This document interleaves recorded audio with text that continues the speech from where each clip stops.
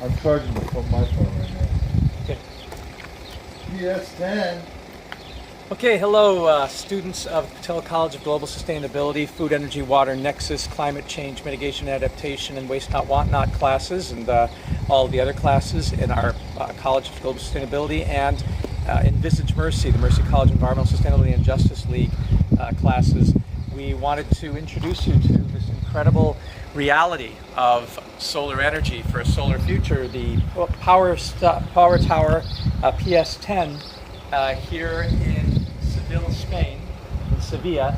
And you'll notice that even though it's about 8:30 at night here in July of 2018, you still got highly concentrated solar energy coming from the mirrors, focusing on that gap there, inside which is molten salt. And that molten salt heats up to about 560 degrees Celsius, normally stored at 290 degrees Celsius, and 100 degrees Celsius is boiling temperature for water.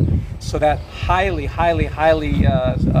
heated and pressurized molten salt then goes down a pipe into a heat exchanger and then boils water into steam and then runs a turbine to generate electricity. And there's 4 of these solar power towers here on the landscape. You can see a mini one over there, and you can actually see the focal points. Actually, they have several because that was an experimental tower. They can go to the top gap and heat at some temperatures there. Then there's a lower gap, and there's another gap, which is 3 gaps. And then there's an area where they're able to load materials in on a kind of conveyor belt.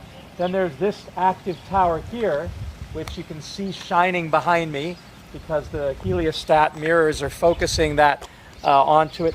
And then you've got these standard polycrystalline, monocrystalline solar panels. These are monocrystalline photovoltaic panels, which are generating electricity, but they have mirrors concentrating 4, 5, 6, 7, 8, 9, 10 suns onto the panels themselves to generate more electricity.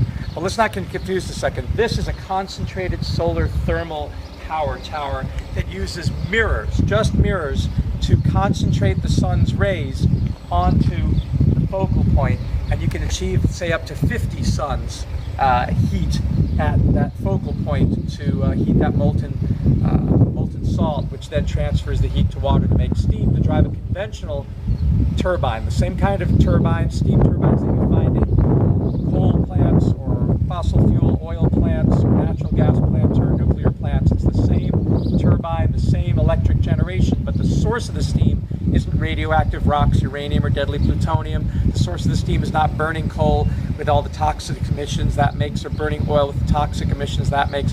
Here it's the solar heat that is boiling the water and making the steam.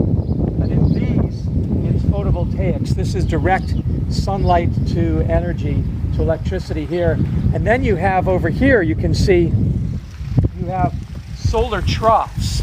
And the solar trough is a parabolic dish, a concentrator.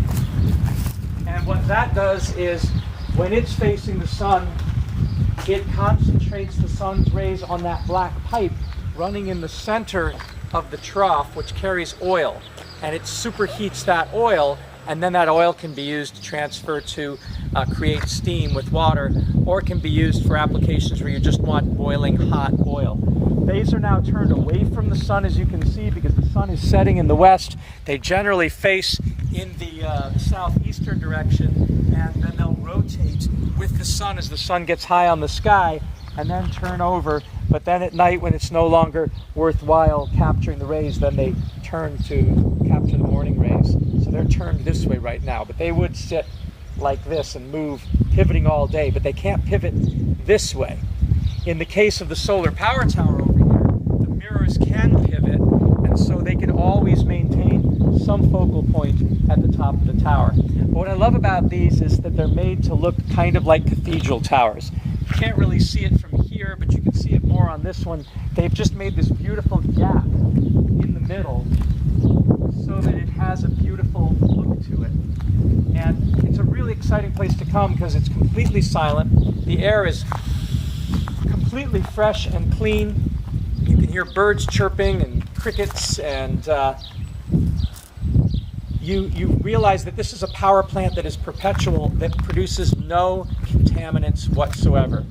as you can see looking over here, and as Frank DeMassa and I found when we came here almost a decade ago, we see a whole lot of mirrors, but absolutely no smoke.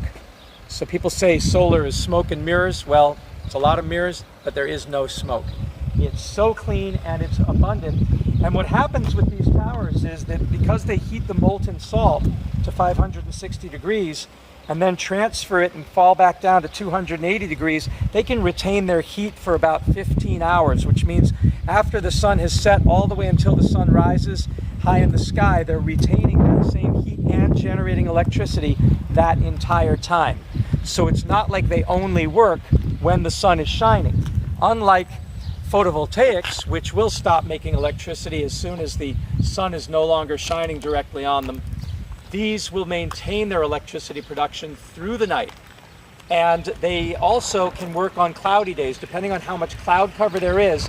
There's so many suns concentrated on that focal point that unless it's really, really rainy, you're still getting that heat. And I've been here when it had been thunder showers, and when the gaps in the clouds came, it started producing that heat again, and then it got cloudy again, but the heat is maintained because they're in insulated tanks. Those molten salts maintain that heat.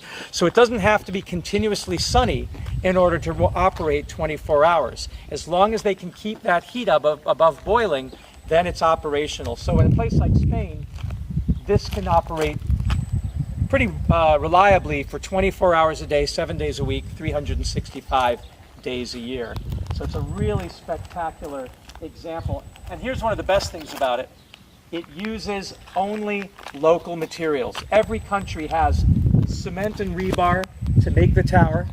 Every country has an ability to get steel and to make the pipes and to make the columns, and glass to make the mirrors. So it really is just pipes, metal stands, cement, and mirrors, and that's it. So it can be made locally anywhere in the world, and it doesn't compete with anything. You can certainly grow any crop you like underneath the panels. They're obviously growing just native vegetation under them here, but I've been to places where underneath the various solar farms they actually graze sheep and graze goats and graze cattle. And so it's a non-competitive land use. So if anybody says to you, well, in order to produce enough energy to feed our needs, we'd have to cover the landscape with solar panels and we'd lose all that landscape, that's nonsense. The solar panels are non-competitive with agriculture. In fact, they improve agriculture, particularly livestock, because the livestock can seek shade wherever there's shade under the mirrors or under the panels, and graze in the areas where the plants have grown. And that's both shade and sun. So you can grow vegetables, and you can grow fruits, and you can grow small trees, and you can graze livestock and produce reliable, clean, abundant electricity all the time.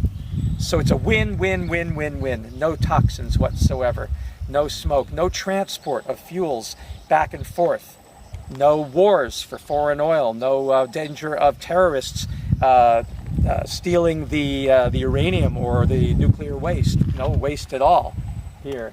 So it really begins to bother you if you think, why aren't we all investing in these, since it's a one-time fixed cost? The operation running costs are very, very low, and it's just perpetual. Sun shines, electricity is produced. So thank you for joining us on this excursion. This is an exciting place to come.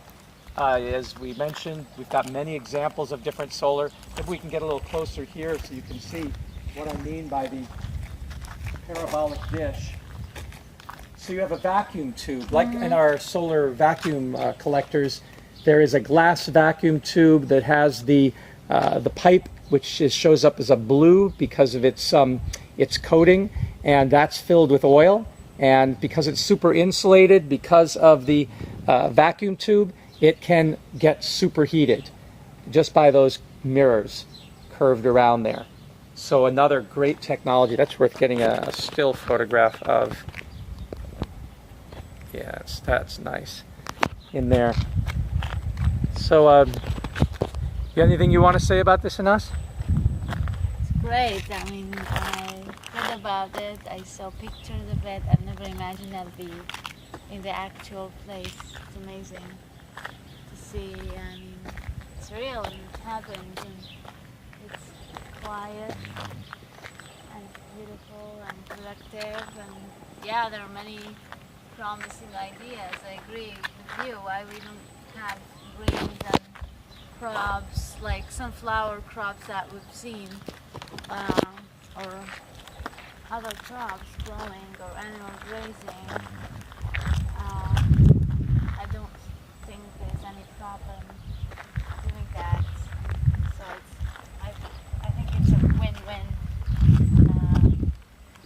technology or a procedure or method of producing energy to power our cities, our homes, clean up our water, and also clean energy, of course. And it's a great thing. It's also educational, and it's an inspiring site. I love it. It's a beautiful tower. It's not like the industrial location that we were visiting earlier, which was amazing to see the reflection of the mirror on that point, focusing the sun on that particular point to see, like, as you pointed out earlier, like you said, 50 suns are over there, so you cannot even look because it feels like if you're looking at the sun, you cannot open your eyes looking. That's amazing how we can come up with or improve all technologies to come up with this and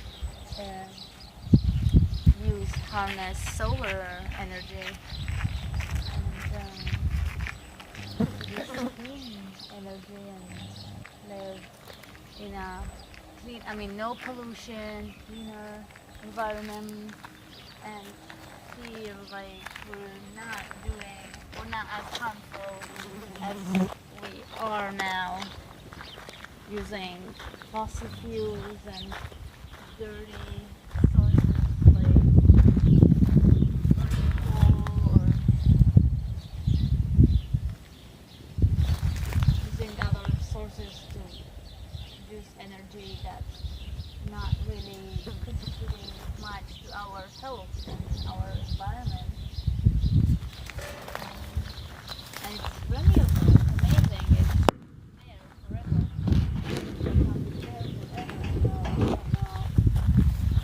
Yeah, Why we want trust in this. absolutely. And invest more and get more of people and kids and students and teachers come and just get inspired by what we have, and maybe develop this technology and improve it, or customize it to the area where we live and Cool. where we want to make civilization around it. Great. I'm grateful to be present at this site and witness what we can do, Great. what goodness we can bring to ourselves and to the future generations. Thank you, baby.